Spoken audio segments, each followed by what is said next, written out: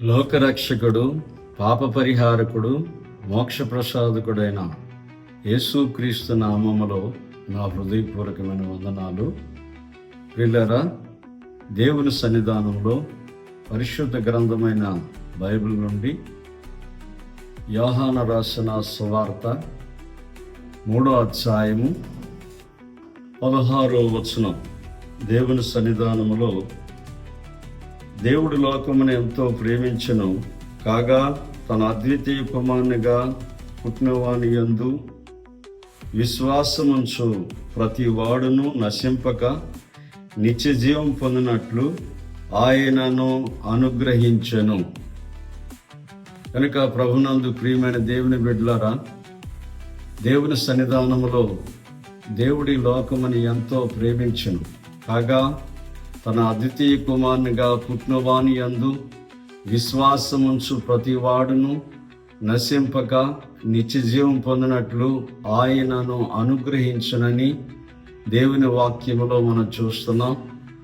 కనుక దేవుడు లోకమును ఎంతో ప్రేమించనంటే దేవుడి లోకాన్ని సృజించిన సృష్టికర్త, భూమి ఆకాశములను ఈ కనిపించే సృష్టిని అంతటిని కూడా దేవుడు సృష్టించాడు. దేవుడు లోకమును ఎంతో ప్రేమించినంటే లోకములో ఉన్న మనందరిని కూడా ప్రేమించాడు. అందుకే మనందరం కూడా నశించిపోకూడదని మనందరికీ కావలసినవన్నిటిని కూడా దేవుడిచ్చాడు. కనుక దేవుని సన్నిధానంలో ఈ సృష్టికర్త అయిన దేవుని సన్నిధానంలో ఆది తల్లిదండ్రులైన ఆదాము అవ్వలు దేవుని సన్నిధానంలో ఆజ్ఞ అతిక్రమించి పాపము చేసి ఉన్నారు. కాబట్టి మనందరం కూడా ఆజ్ఞ అతిక్రమించిన ఆదాము అవ్వలకి పుట్టినవారం కాబట్టి మనందరం పాపులమై ఉండగా దేవుడు మనలను ప్రేమించి ఈ భూలోకానికి 2025 సంవత్సరాల క్రితం దేశానికి నడిబొడ్డైనటువంటి పాలస్తాన దేశములో యోధా బెత్లెహేము అనే గ్రామములో కన్యక పరిశుద్ధురాలైన పురుషుని పొత్తు లేకుండా పరిశుద్ధుడిగా జన్మించి ఇహలోకంలో 33.5 సంవత్సరాలు పరిశుద్ధుడిగా జీవించి సర్వ మానవులకి సమస్తమును అనుగ్రహించిన దేవుడే పాపములో ఉన్నటువంటి ప్రజలు పాపములో మరణిస్తే అగ్ని ఆరని పురుగు చావని భయంకరమైన నరకానికి వెళతారని దేవుడికి తెలుసు. కాబట్టి మనలను నరకాన్ని నుంచి తప్పించడానికి, మోక్షానికి అర్హులుగా చేయనందుకు, మన పాపాన్ని పరిహారం చేయనందుకు ఆ పరలోకంలో ఉన్న పరిశుద్ధుడైన దేవుడు ఈ భూలోకానికి వచ్చి నేనా రక్తము సిందించుకుంటా పాపం పరిహారం కాదని వేదాలే గాని పరిశుద్ధ గ్రంథమే గాని తెలియచేస్తుంది. కాబట్టి మనందరి పాపములను పరిహారం చేయుటకు, పాపులను రక్షించుటకు యేసుక్రీస్తు ఈ లోకమునకు వచ్చెను. నశించిన దాన్ని వెతికి రక్షించుటకు యేసుక్రీస్తు ఈ లోకమునకు వచ్చారు. గనుక యేసుక్రీస్తు వారు పరిశుద్ధుడిగా జన్మించి పాపులమైన మన కోసం పరమాత్ముడు పరిశుద్ధ రక్తము సిందించినందుకు ఆయన బలియాగం చెల్లించారు. ఆయన అన్యాయపు తీర్పు తీర్చారు. ఆయనకి 39 కొరడా దెబ్బలు కొట్టారు, తలకు ముండ్ల కిరీటం పెట్టారు, గెడ్డపు వెంట్రుకలు పీకారు, ముఖం మీద భూమి వేశారు. ఆయన్ని భారమైన సిలువను భుజం మీద వేశారు. ఘోరమైన పాపాలు చేసిన మనకు బదులుగా ఆయన భారమైన సిలువను భరించి మండు టెండలో ఆకాశముకి భూమికి మధ్యలో యేసును సిలువలో బలియాగము అర్పించారు. యేసు క్రీస్తు రక్తము ఆయన పంచి గాయములు, కాళ్ళకి 2 కాళ్ళకు 1 మేకు, 2 చేతులకు 2 మేకులు, ప్రక్కలో బలిపోటు పొడిచారు.